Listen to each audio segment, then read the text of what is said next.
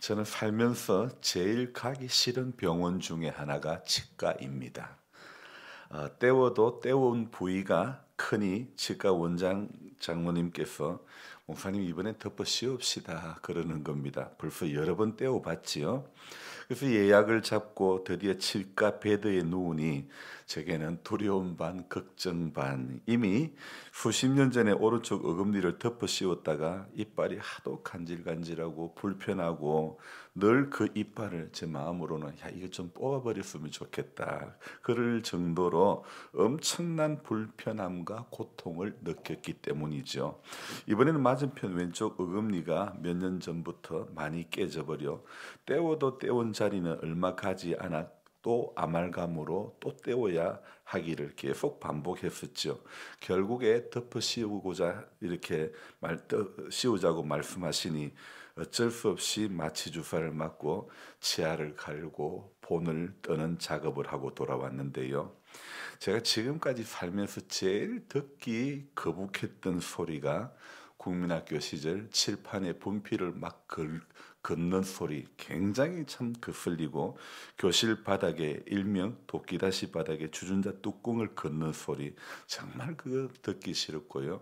그리고 치과에서 이빨 가는 그 기구로 이빨을 가는 소리, 정말 이런 것들은 듣기에 거북한 소리였죠. 그래서 치과를 간다는 것은 더더욱 싫었던 것이고, 그 그라인더로, 치과용 그라인더로 이빨을 간다는 것이 이게 아파서라기보다는 그 파열음이라고 해야 될까요? 그라인더로 이빨을 갈 때 나는 그 소리가 정말 듣기 싫은 그 특이한 소리가, 그게 너무 싫었기 때문에 치과 가는 것이 제게는 너무 싫었던 일 중에 하나였던 것이죠. 그래도 이빨이 아프지 않으려면 덮어 씌워야 하니 어쩔 수 없이 그 싫은 소리를 감내할 수밖에 없었던 것이죠.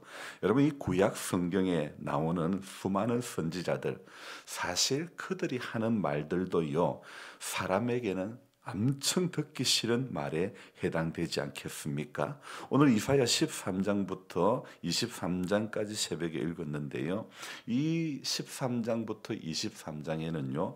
바벨론에 대한 경고로 시작해서 모압, 다메섹, 구스, 애굽, 그렇게 여러 나라에 대한 경고의 메시지가 쭉 열거되고 있는 것입니다. 그런데 이사야가 외치는 이 말은요, 단순한 경고가 아니라 오늘 5절 말씀에 보면 온 땅을, 5절 끝이지요. 온 땅을 멸함이로다. 6절에 멸망이 임할 것임이로다. 7절에 그러므로 모든 손에 힘이 풀리고 각 사람의 마음이 녹을 것이라. 또 9절에 보니까 보라 여호와의 날 곧 잔혹히 분냄과 맹렬히 노하는 날이 이르러 땅을 황폐하게 하며 그 중에 죄인들을 멸하리니 15절 만나는 자마다 창에 찔리겠고 잡히는 자마다 칼에 엎드러지겠고.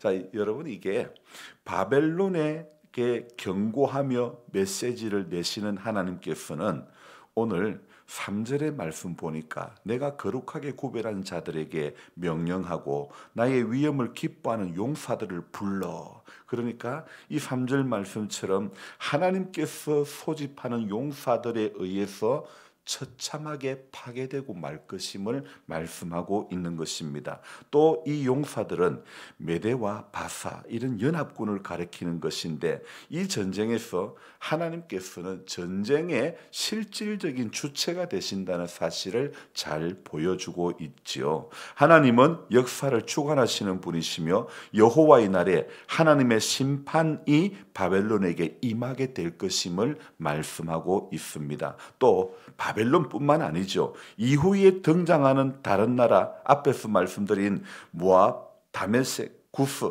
애굽 이런 나라들에 대해서도 계속하여 경고의 메시지를 선포하고 있는데요. 그 방편으로 어떤 말씀이 자주 나오냐면 그날에는 자꾸 반복하여 말하는 것이 그날에는 어떠한 일들이 일어나게 될 것이다. 계속해서 그날에는 이렇게 일어날 징조, 겪게 될 사건에 대해서 계속해서 반복하여 말씀을 하고 있는 겁니다. 여러분, 이사야 본인이야 하나님의 말씀을 받아 전하는 것이지만 상대 나라들은 얼마나 듣기 싫은 말이 아니겠습니까? 강대국 바벨론이 멸망한 것은 하나님의 진노 때문입니다. 하나님이 아니고선 그 강한 나라 바벨론이 멸망할 수가 없는 것입니다. 아모스의 아들인 이사야가 바벨론에게 대한 경고의 말씀을 오늘 1절에 보면 이렇게 전하고 있음을 알 수 있죠. 아모스의 아들 이사야가 바벨론에 대하여 받은 경고라. 이 이후에 또 14장 이후로 읽어보면 누구가 이사야가 다메섹, 구스, 애굽 이게 이 나라에 대하여 받은 경고라 계속해서 이렇게 말씀을 하고 있는 것을 볼 수 있습니다. 자, 그렇지만 우리가 다른 나라는 지금 오늘 살펴볼 시간이 안 되고요. 오늘 13장에서 하나님께서 바벨론에게 하신 말씀인데요. 내가 거룩하게 구별한 자들에게 명령하고 3절입니다. 나의 위엄을 기뻐하는 용사들을 불러 나의 노여움을 전하게 하였느니라. 하나님께서 이사야를 통해서 이렇게 말씀하시기를 용사들을 불러가지고 바벨론에게 노를 바랄 것이라고 말합니다. 그리고 5절에 여호와의 군대는 먼 나라에서 왔고 그 군대가 바벨론을 멸망시킬 것이라고 말씀하고 있죠.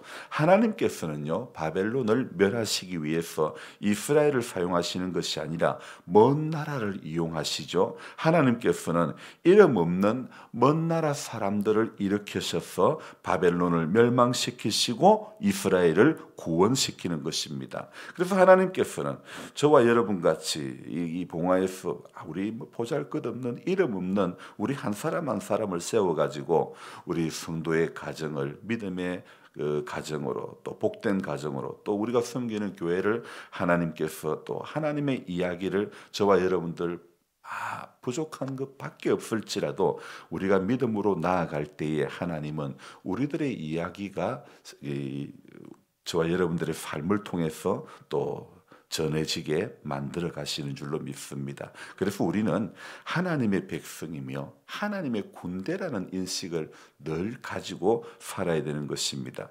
이사야가 오늘 6절에 바벨론에게 말합니다. 어떻게 말합니까? 너희는 애곡할지어다. 여호와의 날이 가까웠으니 전능자에게서 멸망이 임할 것이미로다.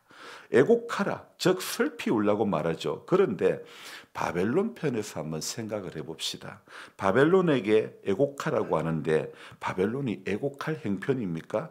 바벨론은 강한 나라이고 군사도 많고 힘이 많은 나라이지 않습니까? 그런데 애곡하라니 잠시 후에 전쟁을 하고 나면 승리하고 계승가를 불러야 할 그런 나라인데 애곡하라니 왜 그랬을까요? 바벨론은 그 입장에서 볼 때는 이해가 되지 않습니다. 바벨론 사람은 그런 말을 전하는 이사야가 아주 못마땅할 것입니다. 바벨론은 하나님의 뜻을 이해하지 못하기 때문에 하나님의 말씀을 전하는 이사야도 하나님도 이 바벨론에게는 아주 못마땅한 것입니다. 그럼에도 이사야는 바벨론에게 하나님의 말씀을 전하고 있습니다. 하나님께서 바벨론을 멸망시킬 그날이 곧 다가온다고 증거하고 있지요. 자, 9절 봅시다. 9절을 읽어봅니다. 보라, 여호와의 날 곧 잔혹히 분냄과 맹렬히 노하는 날이 이르러 땅을 황폐하게 하며 그 중에서 죄인들을 멸하리니. 자, 그날에 땅이 황무케 되고 죄인을 멸하실 것이라고 말씀하고 있죠. 그리고 11절 또 읽어볼까요? 내가 세상에 악인의 죄를 벌하며 교만한 자의 오만을 끊으며 강포한 자의 거만을 낮출 것이며. 자, 그날에 하나님께서 세상의 악인을 벌하고 교만한 자의 오만을 끊고 강포한 자의 거만을 낮출 것이라고 말씀하고 있죠. 하나님께서 이렇게 교만한 바벨론을 벌하고 멸망시키시겠다고 말씀하시는 겁니다. 이것은요, 바벨론뿐만 아닙니다. 모압도 다메섹도 구스도 애굽도 마찬가지입니다. 전부 그날에는 여호와의 날에 하나님 앞에 교만했던 모든 것들이 오늘 19절 볼까요? 어떻게 됩니까? 열국의 영광이요 갈대아 사람의 자랑하는 놀이개가 된 바벨론이 하나님께 멸망당한 소돔과 고모라 같이 되리니. 자, 한때 최강국이었지만은 그래서 바벨론을 통해서 이스라엘을 괴롭게도 했지만은 그러나 하나님께서는요 바벨론 너도 결국은 망한다. 그 이야기를 잠시 하나님의 도구로 들었던 이 바벨론이었지만 그러나 오늘 말씀은 바벨론 너도 망한다. 그날이 오면 계속해서 그날이 오면 벌거벗고 수치를 당하게 될 것이라고 멸망당하고 만다. 그렇게 경고하고 예언하는 겁니다. 그러므로 오늘도 성도된 우리들은요. 역사 가운데 하나님의 경고를 무시했던 나라들, 하나님 앞에 교만했던 나라들, 백성들, 개인들 어떤 결말을 맞이하였는가를 보면서 우리가 깨달아야 될 것이 있습니다. 그러면서 3절 말씀처럼 이런 사람이 되어야 됩니다. 내가 거룩하게 구별한 자들에게 명령하고 나의 위엄을 기뻐하는 용사들을 불러. 여러분 하나님께서는요 이 거룩하게 구별된 사람을 기뻐하시는 줄로 믿습니다. 또한 하나님의 위엄을 기뻐하는 주의 용사가 되어야 하는 것입니다. 여러분 교회의 힘이 결코 사람 수가 아닙니다. 성도의 힘이 물질이 아닙니다. 인맥이 아닙니다. 오직 성도의 힘은 거룩에 있고 경건에 있고 구별됨에 있는 것입니다. 마음을 바꾸기 위해서는 우리의 삶을 바꿔야 하는 것입니다. 가기 싫은 치과도 가서 이빨을 치료해야 평생 쓸 수가 있는 것 아닙니까? 이렇게 기도하고 저렇게 살 수는 없지 않습니까? 교회가 아무리 사람이 적게 모여도 경건의 능력이 있는 교회는 부흥하는 것입니다. 경건의 능력이 있는 성도는 회복되는 것입니다. 못 보던 것도 보게 되고 못 깨닫던 것도 깨닫게 되는 것입니다. 하루하루 진솔한 마음으로 주님을 섬기면 그 속에서 하나님의 일하심은 오늘도 분명히 경험하게 되는 줄로 믿습니다. 여러분 역사적으로 볼 때요 바벨론은 정말 찬란하고 그 막강한 그런 군사력을 가졌던 나라였고 문화가 대단했던 그런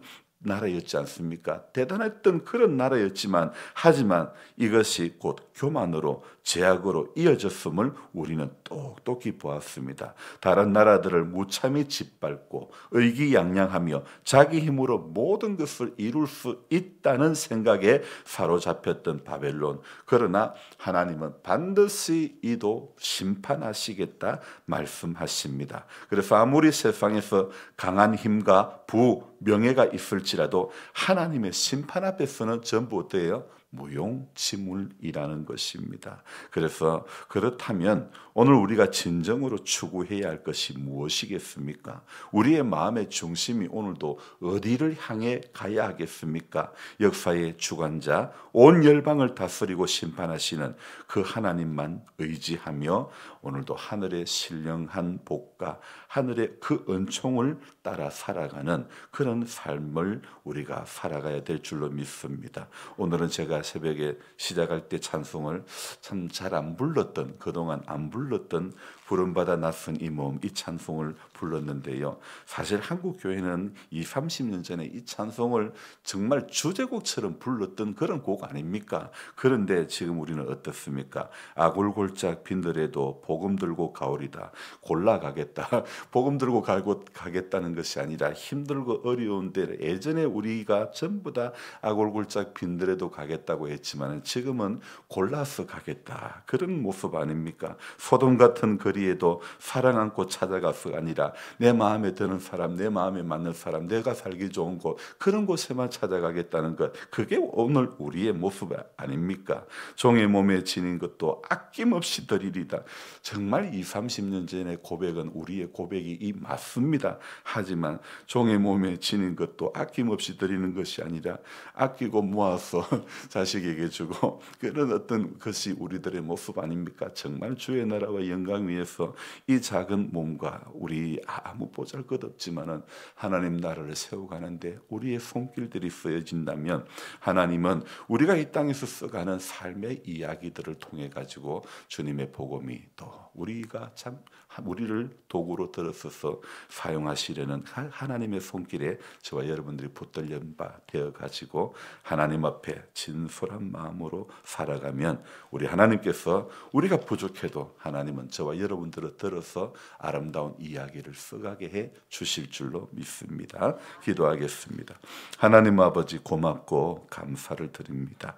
하나님 바벨론 그 대단했던 나라 하나님 그 나라도 결국은 멸망당하고 많은 것 교만했기 때문에 멸망 그날에는 끊임없이 괴롭혔던 나라들도 다 망하고 많은 것을 우리는 똑똑히 보았습니다. 하나님 그래서 세상에서 아무리 강한 힘도 부도 명예도 하나님의 심판 앞에서는 이거 아무 소용이 없다는 것을 우리가 똑똑히 알았을진데 정말 성도가 해야 할 일은 정말 추구해야 될 일은 오늘 우리의 마음의 중심이 어디로 가고 있는 것일까를 늘 생각하고 주님 앞에서 마음 주시는 그 일 앞에 우리가 순종하는 그것밖에 없는 줄로 믿습니다. 진솔한 마음으로 오늘도 주님을 섬기면 우리 모두는 하나님의 일하심을 경험하게 될 것이며 못 보던 것을 보게 되고 못 깨닫던 것을 깨닫게 되며 하나님 정말 우리가 경건의 능력이 있다면 회복될 수밖에 없는 줄로 믿습니다. 그래서 마음을 바꾸기 위해서 우리 삶을 바꿀 수밖에 없고 정말 이렇게 기도하고 저렇게 살 수는 없지 않습니까? 그래서 하나님 앞에 기도하며 마음 주시는 일에 작은 일 앞에 지극히 작은 것에 충성된 자는 큰 것에도 충성되고 지극히 작은 것에 불의한 자는 큰 것에도 불의한다고 하셨사오매 작은 일 하나에도 충성할 수 있는 그 믿음으로 그 삶의 자세로 하나님 우리 오늘도 묵묵히 살아가고 이겨낼 수 있도록 도와주시기를 간절히 바라옵곤 합니다. 이 하루에도 하나님 사순절 기간 동안에 맞이하는 금요일 이날에도 주님의 십자가가 우리 가슴에 크게 와닿는 귀한 하루 되게 하여 주옵소서. 존귀하신 예수님의 이름으로 감사하며 기도드리옵나이다. 아멘. 간절한 마음으로 주여 부르고 기도합니다. 주여 주여 주여. 아버지 고맙습니다. 깨닫지 못하는 자는 금수와 같다.